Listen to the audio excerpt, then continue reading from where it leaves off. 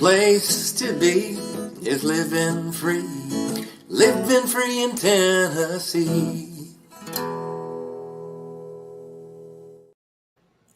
Welcome to Living Free in Tennessee, where we talk about building the life you choose on your terms. Today is Wednesday, July 23rd, 2025, and this is episode 1064 of Living Free in Tennessee. And you may have noticed that this show did not happen on Monday. The reason it didn't happen on Monday is I took Monday off. We worked all weekend, and I decided it was a good idea when I could take the day off. So we are getting a Monday show on a Wednesday. Here's what we're going to talk about today. We're going to dig into something that's helped a lot of folks in our network, including me, and help them make progress. And that's my 3 things. Around here, it started just as a simple way to trick myself into getting something done when I was overwhelmed. And it started with writing down all the things I had to do and then choosing 3 and doing them and then doing that every day. And yesterday, a bunch of people started writing over on our Telegram group about how it had helped them. So we're going to look at some of the ways it's helped different people. And I think there's a new feature on StreamYard where I can bring you into the chat in theory. I don't know how to do it exactly, but we can bring you in. And if you want to share your experience when we get to that section, I'm going to bring a few of y'all in to talk about how my 3 things has worked for you, or ask questions about my 3 things. This is a good episode to do that. Of course, we have all of our usual Monday segments as well. Before we do that, I want to talk about our featured event of today's show, and that is the canning class at the Holler Homestead. That's right, this Saturday. It's this Saturday. I have 2 seats left right now. Yeah. This Saturday, we have a canning class, and it starts at 10 a.m. and ends around 2. It might be 2:30. It depends on how long it takes the green beans to bean. But we're going to go over both water bath canning and pressure canning. I'm going to talk about safety concerns, ways to avoid those. If you are the person who bought the canner and you put the box in your closet because you were just a tiny bit intimidated by it, or just wanting to learn a new skill, check it out at livingfreeintennessee.com. 2 seats left. I put the event at the top of the page so it would be easy to find. Would love to fill out that class. We are serving a pretty darn cool lunch that I've sourced from a lot of different folks in the network. I also have 2 sponsors to thank today. The first sponsor is Discount Mylar Bags.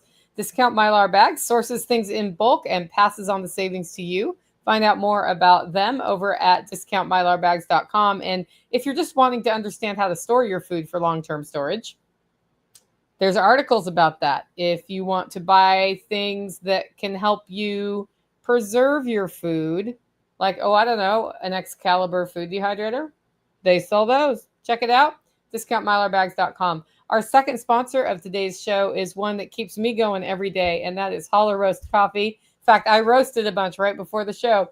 Anyway, Holler Roast roasts your orders to order. That sounded weird.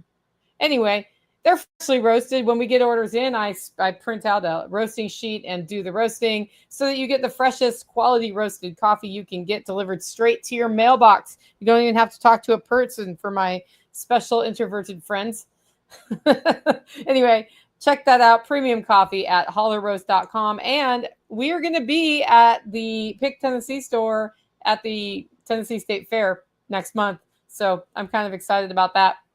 I've got a webinar I'm supposed to watch about it today. I just emailed them. I'm like, can I watch a recording? Because they scheduled it during my 1 hour where I get to work out today. And today is so dang scheduled that I really want to, if I have to, I have to. But, trading I guess I could work out after dinner by walking. But you know what I mean?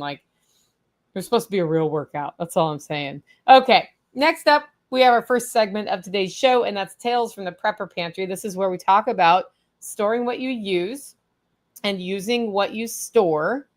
And the fun part about living on a homestead is you start being really in touch with the seasons, right? So when things are coming on in abundance, we get a little burnt out. I'm feeling a little burnt out from abundance paired with travel. But at the same time, I'm really thankful that I get to live this life where I can tap into the abundance that we're creating. Now, I don't get all of my vegetables from my homestead. I source a lot of them from other local farmers and homesteaders who also have an overwhelming amount of abundance. In fact, I'm pretty sure if you need cantaloupe, I can hook you up right now. But I also have over the years established by canning and storing and using sort of standards of how much we use of different things. And one of the things we go through about 60 quarts of are green beans. And I am happy to say this year we have 49 and a half quarts of green beans put up ready for the winter. I'm going to do another dozen. We're going to be using green beans as the model at our class on Saturday, unless I find out on Saturday morning that it's corn because for some reason there are no green beans. I have a few green beans here from the garden, like enough to do a couple jars, but I'd like to do at least a set of 5 jars or it's not really worth starting my canner for. Anyway, so I'm stoked. We're going to make that goal. And then we'll also be doing salsa in that class. So I did 1 batch of salsa already this week. I'm doing a second batch of salsa before the class to use in the class. And then we're also showing them how to make the salsa from the get-go. Like they can help us with that. And it's just that it has to cook down for a certain amount of time. And I have it already cooked down. So, it's like, boop, fast forward. Oh, here's a batch. We'll put that in the jars sort of thing. When you do a class like that, you want to kind of think about the pacing of the class and ways to fast forward through the weights or have other things to do while you're waiting for water to boil, basically. So what I'm saying here is kitchen chaos is in full swing. I did a video about it and posted it on Facebook in response to somebody putting a picture of her kitchen chaos. Like my counters are full of produce right now, and I need to figure out what to do about that. Some of it is just I need to use it up. Others of it, it's processing, but you can only kind of process so much at a time. So I have another like mountain of zoodles to make. I've already got 7 packages of zoodles ready for the winter. We've already, I have 4 freezers. I've been using 2 freezers. I just got the other 2 freezers up so I can put stuff in it, not for storage, but to freeze and then consolidate, because it's nice to pre-freeze things and then consolidate them so they freeze flat, for example, and are easier to store.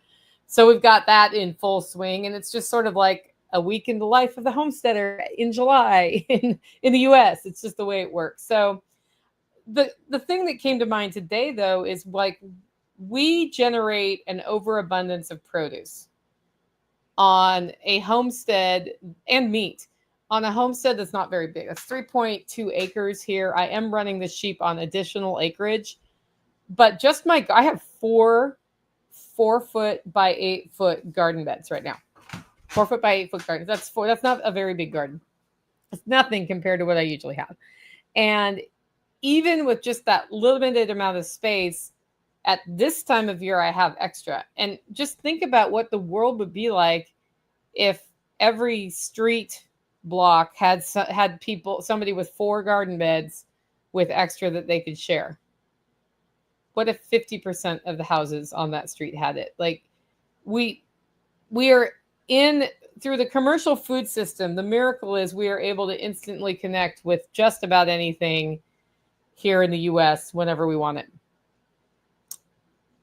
The insecurity of how it's designed is it's just-in-time delivery, which means if anything gets in the way of that delivery, things don't show up. So when you have a natural disaster or something and things don't show up, they don't have anything left. Imagine what the community food stability would be like if 1 in 10 houses in your area had just 4 4x8 beds or 2 4x8 beds from which they could share abundance and then expand from there and expand from there. I think when more people grow gardens, they're more connected with nature, which is just good for you psychologically.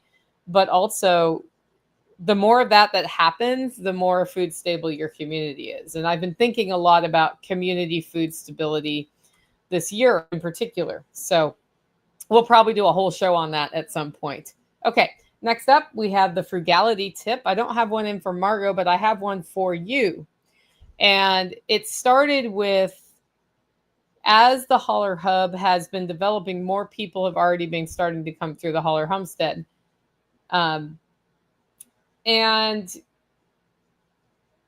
that's because we're starting to schedule some tours and things, and we have more events.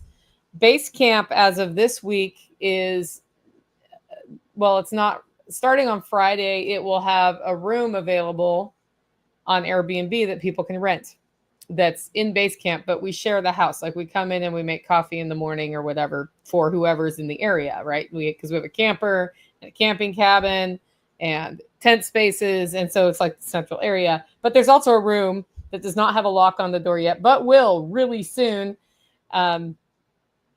that can be rented. So I'm just going to put that out on Airbnb and see what comes of it, right? Well, because of that, there's just more people around. And I have traditionally done studio work from right here where you see me in my studio. But this is in a very dark room. I don't feel psychologically happy sitting in a dark room, not seeing nature when I work on other things. Like, if I have to do a lot of clerical, if I can look outside while I'm doing it from time to time, that just makes me more motivated to stay there and get my stuff done. But also, when I'm working on something creative, sitting in a cave is not the environment that's best for me. So I typically will take my laptop out to my kitchen bar and work from the kitchen bar, and I can look outside and whatever. Well, okay, so when there are more people through my living room and I'm trying to work, that's distracting. And I talked to Tactical, and the long-term solution to this, if money were no object, is to build another room onto my house so that Mom has her room, I have my bedroom for sleeping, and then there's the studio and office, and it just has shades that come down for when I need it dark, like right now, and then shades that come up, and it's a light, sunny room. Okay. But this is a frugality tip. Taking out a loan to do that is not what I want to do, because I don't want to pay the interest on the loan just to be happier where I work. And to be blunt, the amount of revenue coming in from our enterprises does not warrant that kind of investment in an office space at this hot minute. So I brainstormed with Tactical. I'm like, literally, if we're going to keep doing this, I've got to have a way to close people out, and it can't be just sit in my studio, because I get sleepy in here because it's dark. And it's just, that's not the best way for me to be productive and produce high quality work efficiently when the desk time comes. And I finally came to the idea, if I had a workstation in my bedroom, which I've resisted doing, because when you have a workstation in your bedroom, that can mean that then your brain says, oh, bedroom, work, stay awake, right? So what I came up with was, I'm going to try it. And if it starts disturbing my sleep over time, up in a way that everything is turned off and not making noises and not giving me unplugged in lights in my bedroom, and have it sitting facing out the window. So there's a division between the sleeping part of the room and the not sleeping part of the room. And then go for it. Well, so to do that, you need a surface to put things on, a chair to sit in. I needed the computer. I operate with a second monitor much more quickly than with just one monitor. And all of those things cost money. And, keyboard, mouse, like that sort of thing. So I asked, instead of just going and buying all the stuff and doing it, because I looked on Facebook Marketplace, I asked the question, how can we do this with what we have here? And originally I was going to buy a desk for $25, which isn't that much money. And then I realized that there is a desk in the cabin that Tactical stays in that he does not use. He just uses it to hold stuff up. So we realized we could knock out that whole expense. And then I did buy a monitor that's a traveling monitor that I could use for when I'm on the road anyway. And that's been a sticking point. And it folds up really small for $50.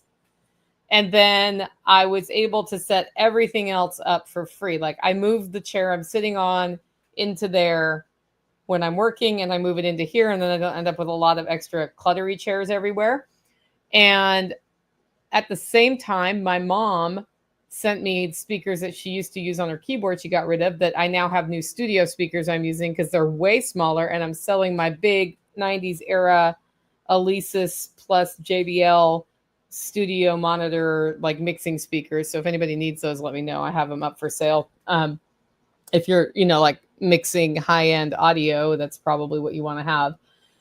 I'm not doing that anymore. So I was like, why do I have all of this space taken up? So what I'm trying to say is that I didn't have to buy the second monitor. I could have just taken this monitor that I use in there and just operated on only my laptop in the studio. I did spend that money, but basically for free was able to set up a whole second workstation with some creativity, some thinking, and leveraging, the extra mouse somebody had in the Holler that they weren't using, or cables that I had already. I just took the time to pause and not just order it all. And that's a habit that when you get into it, you can start solving the problems with what you have and then do it. And then if for some reason something's not a good fit, then you buy the thing that you need to buy. I even have a little Bluetooth speaker so I can play my classical music in there while I'm working. It's awesome.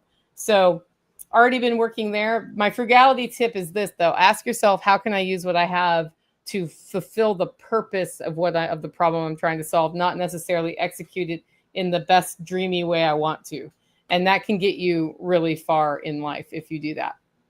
Okay, next up is Operation Independence. This is where we talk about building local ongoing revenue into our lives. And the Holler Hub has been front and center for months now. You guys have been hearing about that hub project we're working on. And canning class is a part of starting to build that out. So when I launched the in-person canning class, it was sort of like, I'm going to throw this line in the water and see if people still want to learn skills and have hands-on workshops, because that's been something we've done over the years that a lot of people like.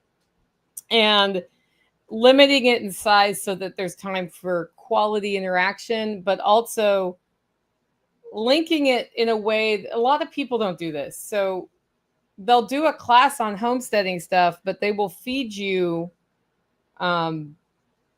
commercially pre-produced mac and cheese and sandwich meat and bread from the store. Like, it's fine. It's perfectly reasonable food. But the thing is, they're overwhelmed getting the class ready. And so what they do is they get a bunch of stuff they can reheat and feed to you, or do convenient grab and go food, pizzas or whatever. And one of the things we've worked hard on here is serving real food at events. And so something that I'm excited about the canning class is that it's going to have this charcuterie style lunch where it's platters of food that are not 100% sourced from local sources, but mostly sourced from local. So I need to go to get some more local cheeses. I got to figure out how to get that done this week. But that kind of bumps up the experience. But also, if we're living this life where we eat off the land, we should share that as part of the experience when people come through. So I'm pretty excited about the canning class coming up. We've got, 6 of the 8 seats are done right now, and there are 2 seats left. And that is also helping bring revenue in for us here to keep the project going, or to get the project going. Because what we've traded off is we don't have the monthly rent of a month-to-month renter in Basecamp, and now we're doing classes there. So that's one change that's happened that we're seeing. As I said, we're seeing some good reactions. Next month we're doing a cheese class, and I'm pretty sure I have well, I won't talk about that till next week. Anyway, it's going to be cool. That's all I'm saying. And then I have to figure out, like, do we do one a month? Do we do several a month? Do we start bringing guest instructors in? If you're a guest instructor and you think you could do a class there that would be something people really want to come do, you should reach out to me, because I want to really further this community aspect of the hub as part of those. And then, of course, we are going to try to augment income there by having that rentable single room Airbnb style in Basecamp for people who just are coming through. But our first guest, our family, so that's they get to stay there and tell me, okay, what do I need to change on the setup? That's going to be part of the questions I have. Anyway, that's what's going on with the Holler Hub. Jesse says, I realized after talking to you last weekend at Kentucky Sustainable Living that your homestead is only about 3.5 hours away. Exactly. We should all be getting out to see each other's homestead. I was just talking to Ken Esch and I'm like, I've never seen your homestead. This is dumb. I'm going to invite myself over. He's like, yes, you should do that. And also we need to get a different frame for one of the four-wheelers in Kentucky. So I need to look at that on a map and see if I'm going to do 2 things in one day, because that can get a lot done. Anyway, it's time for the main topic of today's show, and that's my 3 things in the community. I've never done a show like this before on my 3 things, but for people new to the podcast, my 3 things is a method I've developed over many years of time management that works with my ADHD / slightly overcommitted world, and also helps me build in resets so that I am more effective. And I started sharing it on the podcast years ago, and people started saying, wow, this is really working for me. And basically what you do is you write down this list of things you need to do for the day, and you choose up to 3 things, not more than 3 things, up to 3 things. You can choose 1 3 thing, by the way, that is a do or die item you're going to get done that day, hopefully one that moves the ball forward. And when I was first talking about this, I was still on the podcast working for myself, but a job, right? While doing this, while getting the homestead going, while trying to transition into the life I'm in now. And some of those days, I would fly out of town for executive facilitation strategy sessions that would last 2 to 3 days.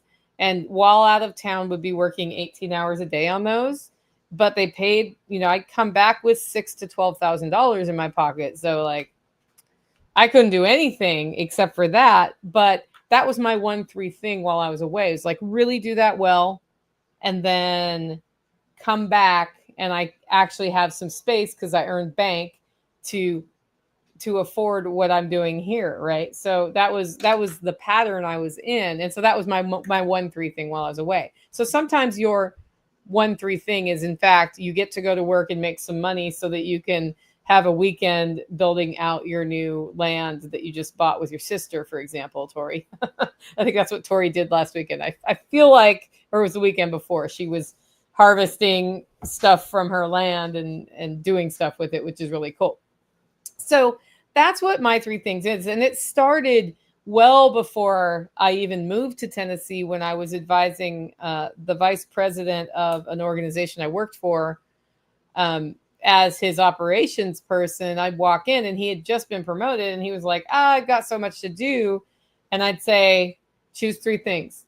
And he'd tell me what they were. I'm like, okay, next time I come on in here for whatever, I'm going to ask you how far you've gotten on those 3 things. And for him, that helped him gave himself permission to let go of all the other pressures and then focus on the 3 things. So that's when I realized there was something there. And then it expanded as I became the strategic consultant who was training and working with mostly sales departments and other departments in corporations to develop marketing strategies that, if you have a big picture vision that you're linking into your my 3 things, you end up with a way to assess if the 3 things you're choosing every day are moving you forward, or if you're just stuck. And then every so often you can at least build in 1 thing that moves you towards your vision. And in that way, you take steps towards your vision several times a week or every day, depending on how things are going. 2 Old Crows Homestead. Hello.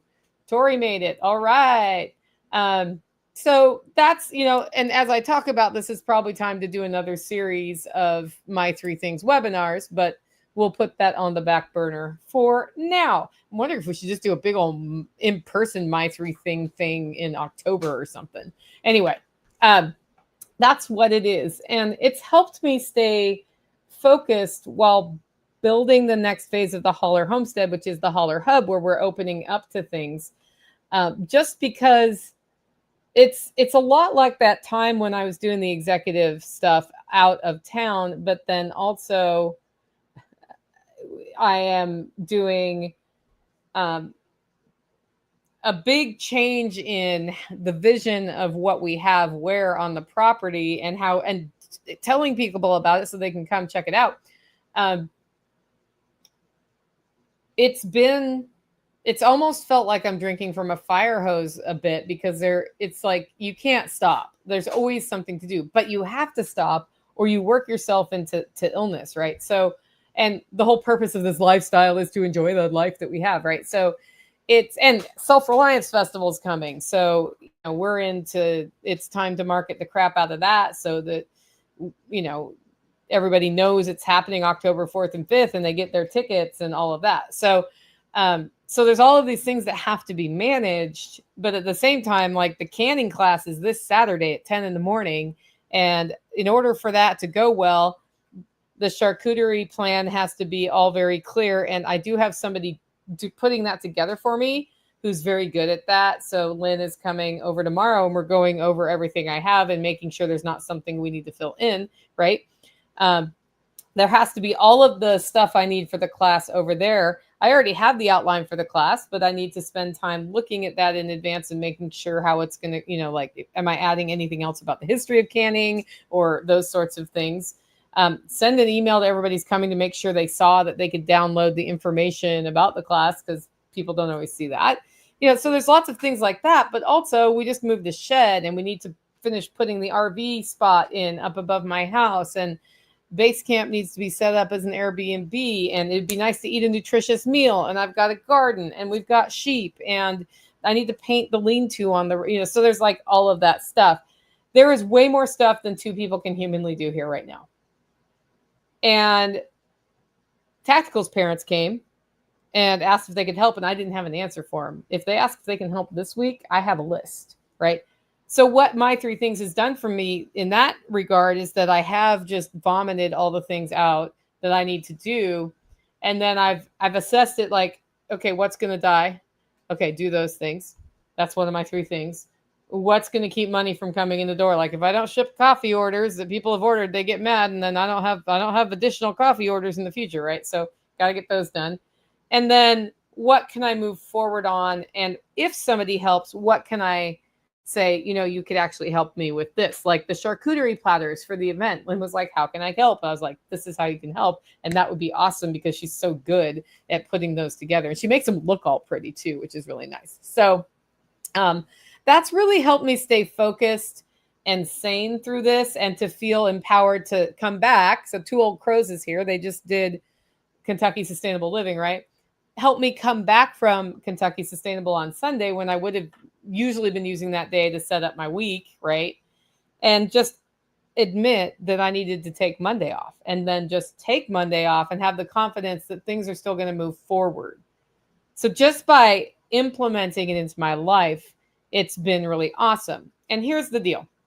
I'm going to put a link into the chat, and what I can bring maybe 3 of you on max to talk about what my 3 things has done for you. Because yesterday, what was really cool was that people on the Living Free in Tennessee Telegram group, which is LFTN group on Telegram, if you want to join, they started talking about how my 3 things had helped them.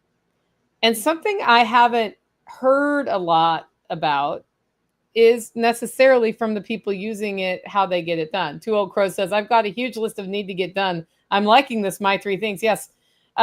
Email me a reminder and I will email you the worksheet I use, and you can fill out the worksheet. And it actually, it may not be an end all be all, but it's pretty helpful. So I'm putting a link. So if you have used the my three things method and want to just, I'll interview you, basically. I'll ask you some questions. Then you can share that here live and people can hear it. So I'm putting the link in. What'll happen is you'll get on the StreamYard and it'll ask you to enable your mic and your your screen, and then you'll be on the show, but I let you into the show. So you'll be seeing what I'm saying from the background. So if you have YouTube going at the same time, you may have an echo, and just close YouTube and it'll come on, and I'll leave you in the green room until I bring you on. So while y'all are figuring out how to do that, or if you can do that, and if none of you do that, then it is what it is, right? So while we're doing that, I am going to read to you some of the things that came out on the Telegram group. And the first one came from Janet, who has a really cool sewing podcast that you should totally check out, by the way. And she's running a homestead. She helps her husband on the clerical side with the like the bookkeeping and other parts of his business. She keeps the household running, and she's a fantastic spinner, knitter, Janet the knitter, sewer. And she started a podcast, just sort of like, I wonder if people will like this. And it's, people like it. We'll just put it that way. So if you're always ever asking yourself, should I start a podcast? You might as well give it a shot and see if people like it. They probably will. Anyway, well, here's what she said. What I like most about my 3 things is it gives me permission mentally to set aside the thousands of other things I have on my to-do list. Why I need that permission is beyond me, but it's a hack that works for me. And instead of moving on to another thing on my to-do list when I've done the 3 things, I usually reward myself with something fun. The something fun might still be productive work, but it's work I want to do, not work I have to do. So this is one that I do all the time, where I have some salsa. I have some salsa that needs to be canned. My mic just took a dive there. And that's something that's fun for me. I also have a number of clerical things that are annoying that I need to do. And so I will do my 3 things and be like, okay, these are do or die items.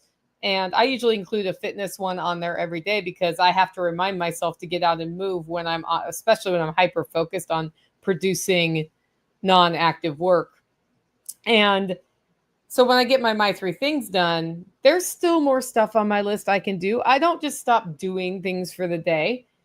But then I look at the list and I'm like, that looks like something I've been really wanting to do. And I haven't been doing it because I knew I needed to get my 2024 tax preparation done, which is one of the frogs I still need to eat. And because, so if my 2024 tax prep is on the list, which is not on my 3 things today, this podcast is though, then I get to go can the salsa. Well, either way, the salsa, if it has to be canned that day, is going to get canned, but I sort of time it as a reward.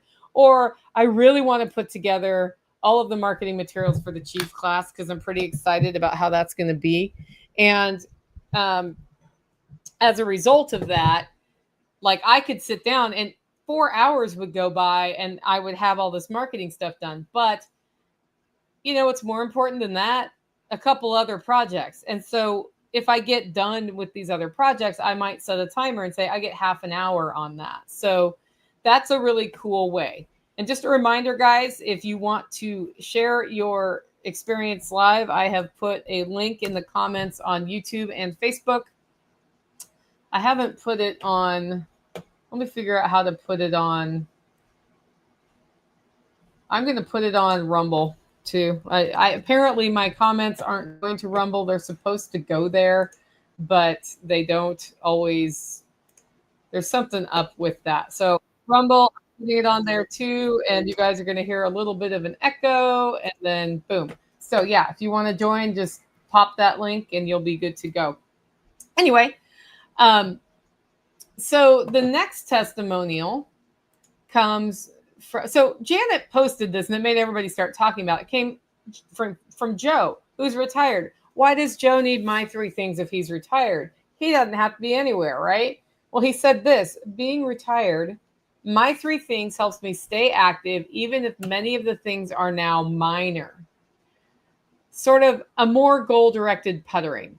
I'm certainly glad the drain issue is resolved. So he's been talking about resolving a drain issue on his my 3 things all week. So that's interesting. So even though he's sort of not in a high production requirement right now, He's still using it to keep himself focused on the things that are most important, right? And then he brings up this.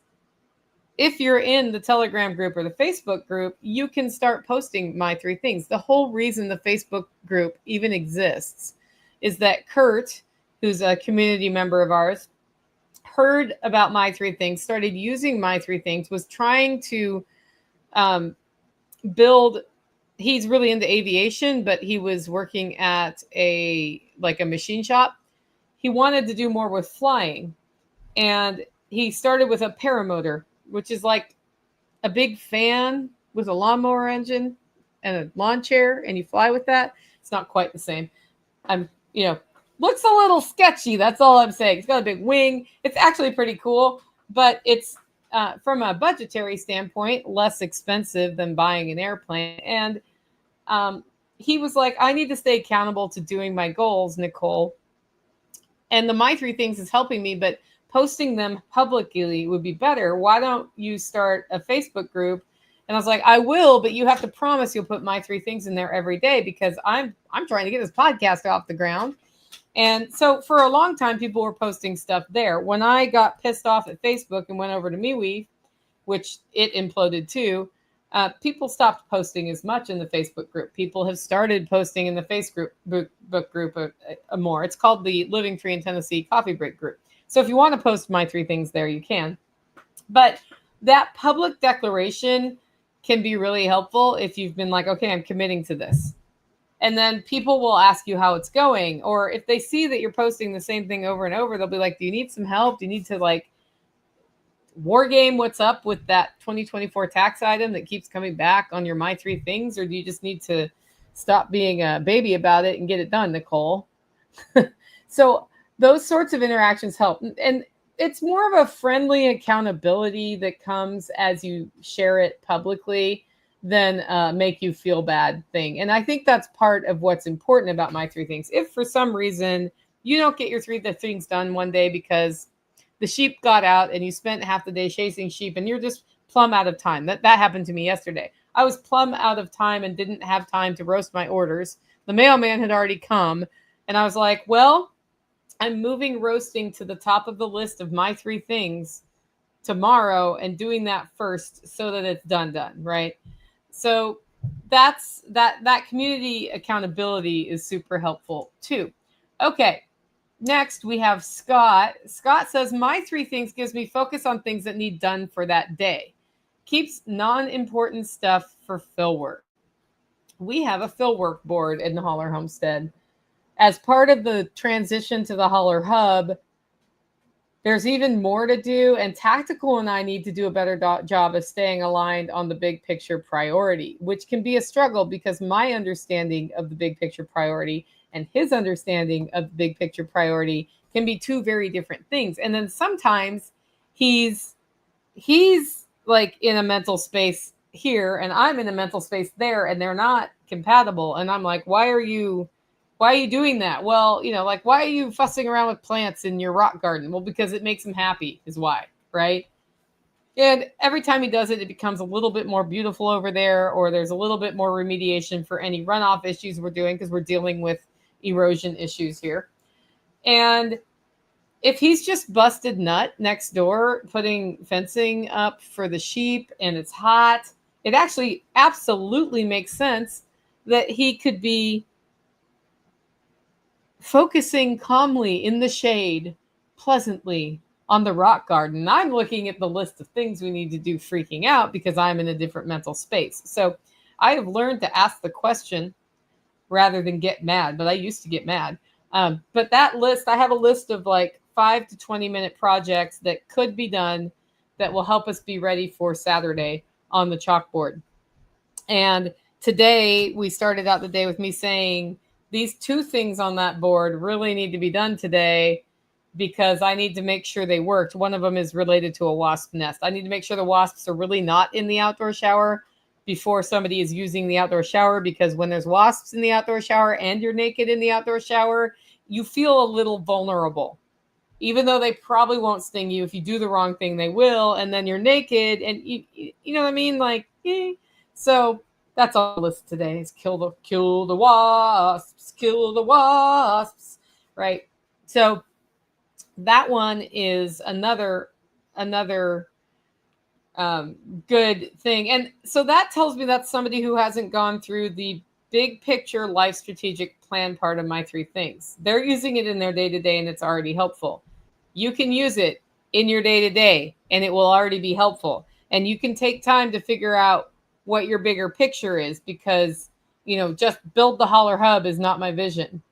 Building the Holler Hub fits the vision I've had set for 10 years, right? So it's just the next thing we're doing to get to that vision. That's the way that is. And if you work on your vision or your life strategic plan, please by all means involve your spouse and your family, so you're both building the same thing and you aren't building two different things, because that actually can cause a rift in the relationship. Even if like I met the Trippy Acres Homestead folks, and Michelle's just more into the garden and into what comes from the garden than her husband. That doesn't mean he's not into the life they're building. It's just that her business unit is the garden, right? Like that's not a problem. But a problem would be if like both of them didn't want to live on their farm. That would be a problem. If they didn't want to build, they have a really cool geodesic home they're building that's like super energy efficient. If they weren't both on the same page there, that would be a problem. Scanes Girl says, I got stung by a few red hornets over the weekend and have decided homestead in my building who have decided to homestead in my building lumber pile. Yeah. Every so often, I got nailed by one last summer in my pump house. I was just putting my coffee orders down there and I'm like, why does my back hurt? And it was a wasp stinging me in my back. And the only problem is I'm allergic to bees. Okay. So Tori says, one of my bigger picture goals is getting my backyard in a state of purposeful chaos instead of the pure chaos that it is now. I love using my three things as a what's next for the huge project in my yard. So Tori, if you ever want a resource for talking about developing my three things, and you can't call me on the phone because you can't, Tori's a really good person to ask, and she's often on the Telegram group interacting with people. And Tori has done a lot.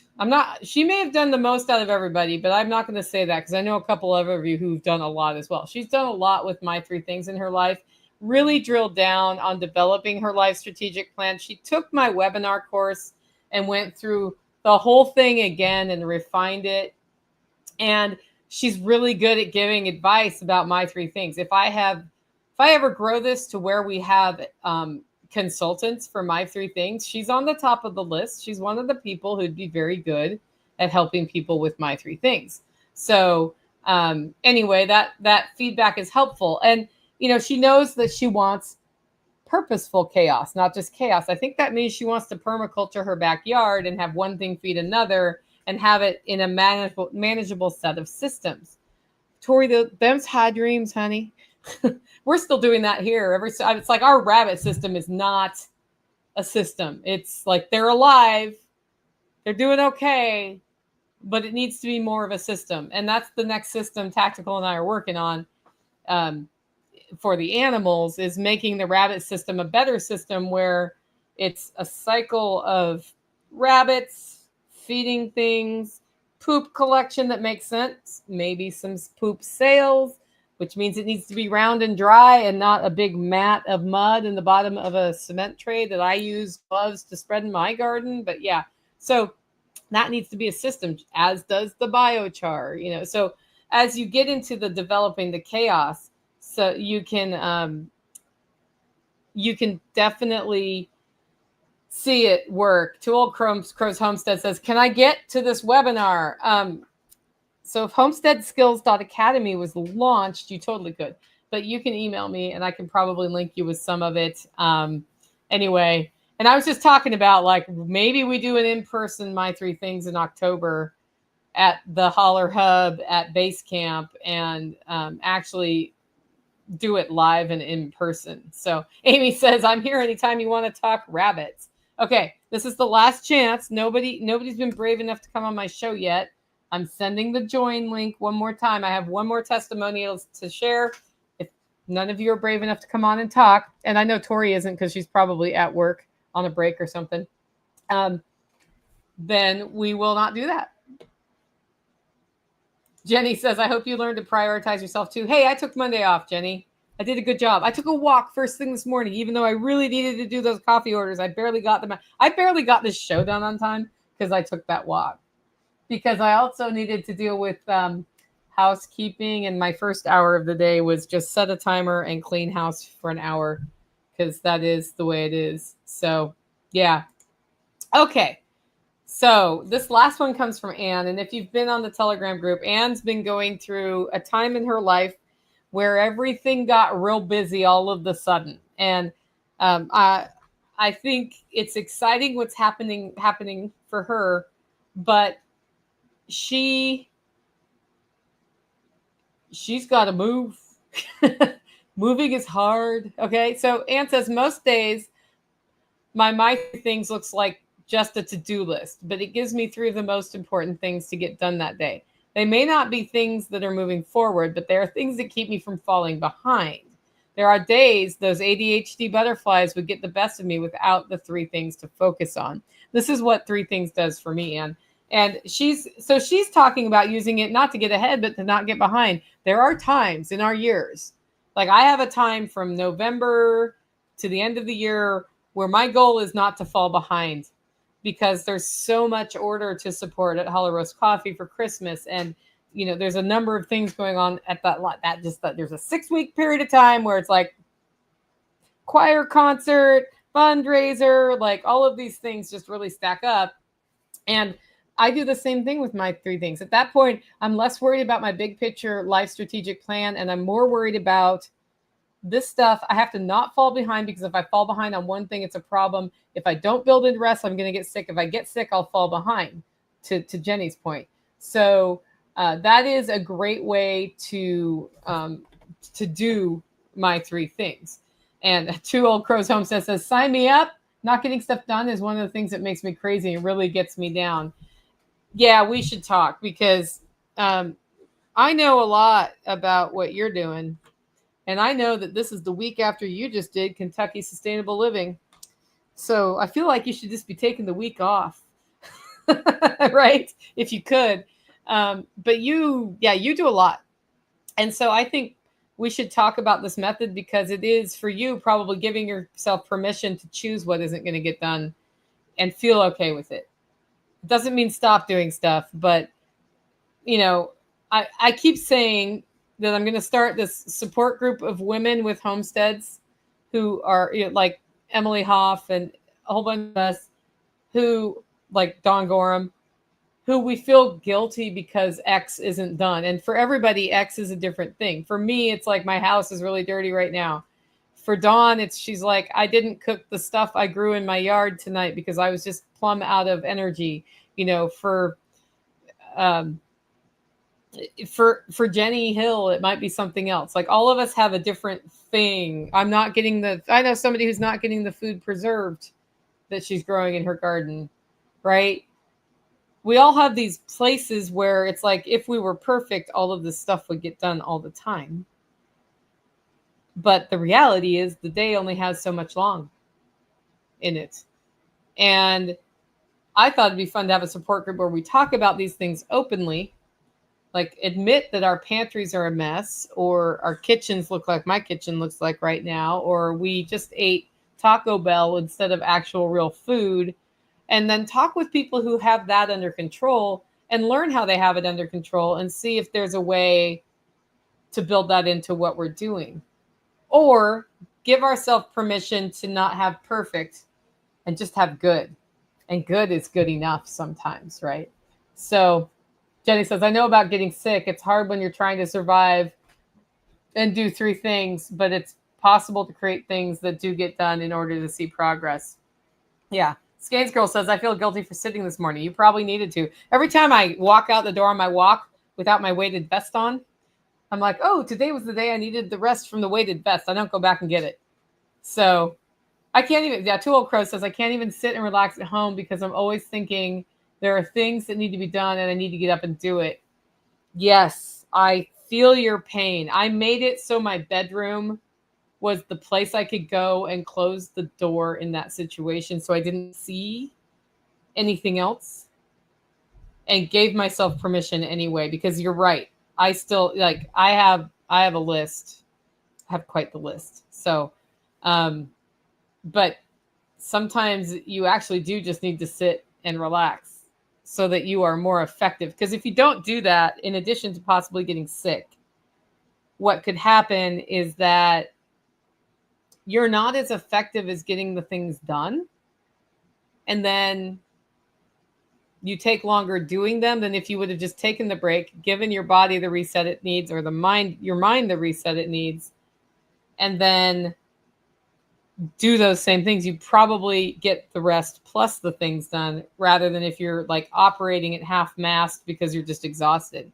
That's why I took Monday off, because I was like, this canning class is going to suck if I go into it exhausted. So I'm going to take a day off and not worry about anything, and then start worrying about things again. Amy says, I finally have downtime. Too bad it takes ankle surgery to feel justified. Yeah.